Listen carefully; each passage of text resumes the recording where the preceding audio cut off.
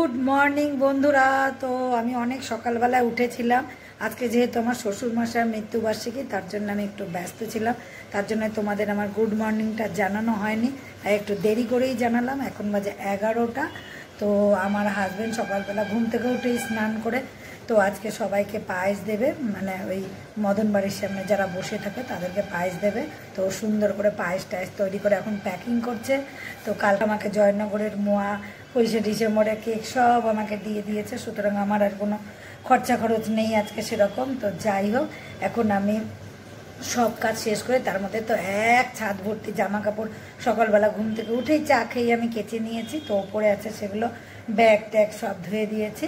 তো এখন আমার রান্না হয়ে গেছে ডাল, আর এখন হচ্ছে মাংস। তো মাংসটা কষা কষা করবো দেখে ঝোলটা একটু শুকাচ্ছি, আর ভাত হচ্ছে। তো আমার হাজব্যান্ড আর আমার ছেলে মাংস দিয়ে ভাত খাবে, আমি যেহেতু মাংস খাই না সেই জন্য আমি খাবো। ডিমের কারি করতে বলেছিল, কিন্তু ওই যে তার জন্য সময় কম লাগবে, তার জন্য আমি ডিমের মামলেট করে কিন্তু দুপুরবেলা ভাত। তো বন্ধুরা চলো তোমাদেরকে দেখাই আমার হাজব্যান্ড পায়েস করলো কী করে, তারপরে প্যাকিং করছে, কী কী করছে সব তোমাদের দেখো। তো এই দেখো আমার হাজব্যান্ড কিন্তু সুন্দর করে গুড় চাল ধুয়ে নিয়েছে, দুধ জাল দিচ্ছে। দুধটা ফুটে উঠলে তারপরে চাল ধোয়া চালগুলো দিয়ে দেবে। তো পুরো সুন্দর করে পায়েস করা হয়ে গেছে, ঠান্ডা করে প্যাকেটিংও হয়ে গেছে। তো এখন হচ্ছে আমি রান্না করেছি কষা মাংস, আর করে বড় বড় ধামসা ধামসা আলু দিয়েছি, আর হচ্ছে ওইদিকে করেছি ভাত, আর করেছি হচ্ছে পাতলা ডাল, আর আছে ওই কৌটোর মধ্যে আমাদের থাকে হচ্ছে পাঁপড়। এই পাঁপড়টা আমি ভেজে রেখে দিয়েছি। তো এটা হয়েছে। তো বন্ধুরা রান্নাঘরের কাজটা আমার একেবারে কমপ্লিট হয়ে গেছে, পুরো একদম ঝাঁ চকচকে করে ফেলেছি। এখন আমার হাজব্যান্ড, আমার জায়ের ছেলে আর আমার ছেলে সবাই মিলে গেছে হচ্ছে ওই মদনমোহন বাড়ির সামনে যে বসে থাকে মানুষেরা, তাদেরকে পায়েস দিতে। তো এখন আমি খাবো, যেহেতু আমার এই কোনাটা না একটু মানে একটা ফোসকার মতো হয়েছে, তো তার জন্য আমি ঠিক মতো খেতে পারছি না। তার জন্য ভাবলাম আজকে পায়েস, ও আমার হাজব্যান্ড, আমি যেহেতু পায়েস খেতে ভালোবাসি, তার জন্য ও আমার জন্য একটু পায়েস বাঁচিয়ে রেখে দিয়েছে, আর আমার যার জন্য এক বাটি রেখেছে। তো এখন আমি তাই পায়েস দিয়ে চিড়ে ভিজিয়েছি, তো চিড়ে দিয়ে খাবো। আর তো খাবো ওই জয়নগরের মোয়া খাবো, কেক খাবো, খালি আজকে সারাদিন খাবো আর খাবো। তো খেতে যাই, আমি খেয়ে আসি, তারপরে আবার ফিরে আসবো তোমাদের সাথে গল্প করতে। জলপাইগুড়িতে গিয়ে কি করলাম কি করলাম না। আসলে জলপাইগুড়িতে গিয়ে তোমরা বলতে পারো আমি বাসে উঠলাম গেলাম, ওখানে গিয়ে ভিডিও করে, আমার ছেলে না একদম পছন্দ করে না, তার জন্য আমি সবসময় ওইভাবে ভিডিও করতে পারি না। ও বলে কি তুমি ফালতু এসব ব্লগিং করো। ও ব্লগিং করা কেন জানি পছন্দ করতে চায় না। আমি বললাম না, আমি তো করবোই, এটুকুনি মনে করো যা করেছি সেটা তোমাদের সঙ্গে শেয়ার করার চেষ্টা করব। তো চলো এখন আমি খাই। ছাদে যে অনেক জামা কাপড় ধুয়ে দিয়ে এসেছিলাম তার অর্ধেক শুকিয়ে গেছে, সেটা কিন্তু আমি নিয়ে এসেছি। এই দেখো এতগুলো, আরও কিছুটা আছে ছাদে। তো এখন দেখো স্নান হয়ে গেছে, দুপুরবেলা আমি খাবো লাউ পাতা বাটা আর ডবল ডিমের মামলেট পেঁয়াজ আর লঙ্কা দিয়ে করে নিয়েছি। আর আমার হাজব্যান্ড আর ছেলে খাবে হচ্ছে এই ধামসা আলু দিয়ে কষা কষা মাংস, আর খাবে হচ্ছে পাতলা ডাল। তা দুটোই আর একটু গরম করে দিচ্ছি। আর ওই যে ভাজা কৌটোর মধ্যে আমার পাঁপড় আছে, এগুলো দিয়েও রাখাবে। তো এখন আমি যাব ছাদে। তো যাওয়ার আগে দেখো ওই ফ্রুট কেক আর জয়নগরের মোয়া বাটিতে করে নিয়ে নিয়েছি। এখন যেহেতু খাওয়া দাওয়া হয়ে গেছে, একটু মিষ্টি খেতে হবে, তাই বাটি ভর্তি করে এগুলো নিলাম। তো বন্ধুরা খাওয়া দাওয়া আমার একদম হয়ে গেছে, বাসন মাজা হয়ে গেছে। তো হাতে মুখে পুরো ময়েশ্চারাইজার মেখে, সিঁদুর, কাজল, লিপ, মানে ঠোঁটে লিপ বাম দিয়েছে, পুরো রেডি। কিন্তু চুলটা যেহেতু কাল বাসে এসেছিলাম প্রচণ্ড জট হয়ে আছে, তো আগামীকাল ভাবছি শ্যাম্পু করে তারপরে চুলটা খুব সুন্দর করে ছাড়াবো। তো চুলটা আর আপনার ছাড়াতে ইচ্ছা করছে না। তো এখন আমি যাব ছাদে গিয়ে তোমাদেরকে তো দেখালামই যে জয়নগরের মোয়া নিয়ে নিয়েছি আর ফ্রুট কেক নিয়ে নিয়েছি। দুটোই কিন্তু আমার ভাস্তা আমাকে আসার সময় কিনে দিয়েছে। তো যাই হোক, এখন যাবো ছাদে গিয়ে আমি খুব সুন্দর করে খাবো আর বাকি জামা কাপড়গুলো নিয়ে আসবো। তো বন্ধুরা দেখলে তো আমার অবস্থা, আমি এত মিষ্টি খেতে ভালোবাসি না, মানে আমি তোমাদেরকে বলতে পারবো না। আমি ঝাল খেতেও ভালোবাসি, কিন্তু টকটা এখন অতটা খেতে পারি না। আগে কিন্তু প্রচণ্ড আমি টক খেতাম। তো যাই হোক, তোমরা আশীর্বাদ করো যেন আমি মরার আগ দিন অবধি আমি এরকম কন্টিনিউ মিষ্টি খেয়ে যেতে পারি, যাতে আমার কোনো এখানে কোনো বাধা না থাকে যে আমি এটা খেতে পারবো না ওটা খেতে পারবো না। আমিও ঠাকুরের কাছে চাই যে আমার যেন কোনো সময় জীবনে বাধা না আসে খাওয়ায়। তো আশা করি যাই হোক ভালো কর্ম করব তার জন্যে, যাতে ভালো ফলটা পাই। যাই হোক বন্ধুরা, এখন আমি যে সুন্দর করে ছাদে আরে গিয়ে খাই আমার এই যে এত এত মিষ্টি। আমার ছেলে দেখলেই বলে, হ্যাঁ মা তুই কী গে এরকম, আরে কী গো আমার এটা ভালো লাগে, আর খা খা খা তুমি খাও। তো যাই ছাদের থেকে ঘুরে এসে আবার পরে তোমাদের সঙ্গে দেখা হবে।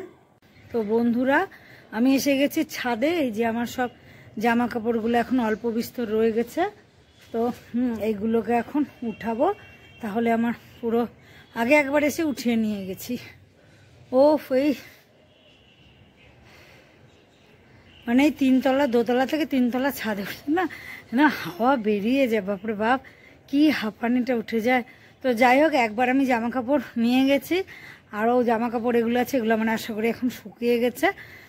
তো এখন আমি এই জামা কাপড় কাটে নিয়ে তাড়াতাড়ি নিচে চলে যাবো। কেন বলো তো, এত রোদের তাপ না, এই রোদ মনে করো পোহানো যায়, মানে এই রোদটা তাপানো যায় না। আর তার মধ্যে আমার যে জিভের এখানে কি জানেন ঠোসার মতো হয়েছে। তো যদিও ওষুধ, একটা হোমিওপ্যাথিক ওষুধ আছে খুব ভালো, ওইটা দেওয়ার পর আমার অনেকটাই ভালো হয়ে গেছে। তো এখন ভাবছি ওই যেগুলো নিয়েছি খাওয়ার জন্য ওগুলো খেয়েটে জল খেয়ে তারপরে তুলোর মধ্যে করে ওষুধটা দিয়ে ওখানে লাগিয়ে রাখবো। তাই আমার একটু কথা বলতে মানে অসুবিধা হচ্ছে। তো যাই হোক, ঝটপট এখন জামা কাপড়গুলো উঠাই আর নিচে চলে যাই। তো বন্ধুরা, যেই জামা কাপড়গুলো আমার অল্প ভেজা থাকে সেই জামা কাপড়গুলো আমি এই যে এই টিনের শেডের তলায় যেরকমভাবে রেখে আমি চলে যাই, তো কালকে এগুলো শুকিয়ে যায়। তো এটার উপরে এখনও আমার একটু ছাদ হওয়া বাকি আছে, কিন্তু এখনও হয়নি, টিন দেওয়া আছে। তা কোনো এক সময় সুযোগ পেলে তখন কিন্তু বানিয়ে নেবো উপরের ছাদটা, তো তোমরা তো দেখতেই পারবে। তো চলো এখন আমি নিচে যাই, এখন নিচে যাই। হ্যাঁ সব হয়ে গেছে। ওহো, কলটা বন্ধ আছে নাকি একটু চেকিং করে যাই। হ্যাঁ কল বন্ধ। এখন নিচে চলে যাই, নিচে গিয়ে সুন্দর করে জানলা ঠান্ডা বন্ধ করে তারপরে শুয়ে পড়বো। তো এখন আমি চলে যাচ্ছি নিচে। ওঠার সময় খুব কষ্ট হয়, কিন্তু নামার সময় অতটা কষ্ট হয় না, টপ টপ টপ টপ করে নেমে যাওয়া যায়। তো যাই হোক, এখন আমি নামছি। এখন আমি আমার ঘরে এই যে ঢুকে দেবো। এই যে আমার ঘরের দরজা, এই যে এখন আমি ঘরে ঢুকে পড়বো, তারপরে তোমাদের সঙ্গে দেখা হবে। জলপাইগুড়িতে বাস থেকে নেমেই দাদার বাড়িতে গিয়ে একটু বিশ্রাম করে চা টা খেয়ে আমরা বেরিয়ে গেলাম এই মেলা দেখতে। মেলাটা ছিল একদম বাড়ির পাশেই, তিস্তা করলা উৎসব। তো খুবই ভালো লাগলো, আমরা সবাই মিলে এখানে ঘুরলাম, প্রচুর প্রচুর দোকান দেখলাম, প্রচুর আনন্দ হলো, খেলাম আর কিছু কেনাকাটা করে তারপরে আস্তে আস্তে করে ওখান থেকে বেরিয়ে গেলাম। তারপরের দিন গেলাম হচ্ছে সব শপিং মলগুলো। তো এখানে আমি যে ভিডিওটা করেছি এটা হচ্ছে জুডিওতে গেছিলাম জামা কাপড় কিনতে, কিন্তু আমার একটুকু পছন্দ হয়নি, তাই ওখান থেকে আর জামা কাপড় কিনতে পারলাম না। তো অল্প একটু ভিডিও করে কিন্তু বেরিয়ে আসলাম। তো ওখানে জামা কাপড় আছে, কিন্তু সেরকম চোখে লাগার মতো যে ভালো লাগবে খুবই সেরকম আমার কিন্তু মনে হলো না। যাই হোক, কিছু কিছু জিনিসের আছে দামটা বেশটা কম। তো বন্ধুরা, এইটুকুনি ভিডিওই আমি তোমাদের জন্য করতে পেরেছিলাম, তাই এইটুকুনি তোমাদের সাথে শেয়ার করলাম। দেখা হবে পরে। বন্ধুরা, রাত্রের খাওয়া আমার হয়ে গেছে, তো এখন চলে আসলাম এই ঘরে। তো চুলটা প্রচণ্ড জট পেকে গেছে, মানে চিরুনি দিয়ে ছাড়ানো যাচ্ছে না, তাই আমি হাত দিয়ে দিয়ে একটু একটু করে ছাড়িয়ে নিচ্ছি। তো এখন দেখি রাত্রিবেলা পুরো চুলটা মানে ছাড়াবো বসে বসে ধীরে ধীরে। একটুখানি মাথায় হেয়ার সিরাম দিয়ে নেব, হেয়ার সিরাম দিয়ে তারপরে চুলটা ছাড়ানোর চেষ্টা করব। তো বন্ধুরা, জলপাইগুড়িতে গিয়ে তো সেরকম করে ভিডিও আমি করতে পারিনি। তো দুদিন দু জায়গায় গেছিলাম, একটা মেলায় গেছিলাম আর ওই দিন হচ্ছে ওই জুডিওতে গেছিলাম। এই দুটোর অল্প ভিডিও তোমাদের আগে ওখানে তোমাদের এই ব্লগটার মধ্যে আমি দিয়ে দিলাম। আর সেইভাবে আমি কিছু মানে যাওয়ার সময় আসার সময় কোনো রকম ভিডিও আমি সেভাবে করিনি। আসলে সব সময় না ভিডিও করতে হলে একটা স্বাধীনতার দরকার। সেই স্বাধীনতার যদি কেউ হস্তক্ষেপ করে না, তখন কিন্তু সেই ভিডিওটা আর ঠিক মতো হয় না, এরকম বাধো বাধো লাগে। তাই যাই হোক, পরে অন্য কোনো সময় অন্য জায়গায় যখন যাব তখন তোমাদেরকে সেইখানের ভিডিও করে এনে দেখাবো।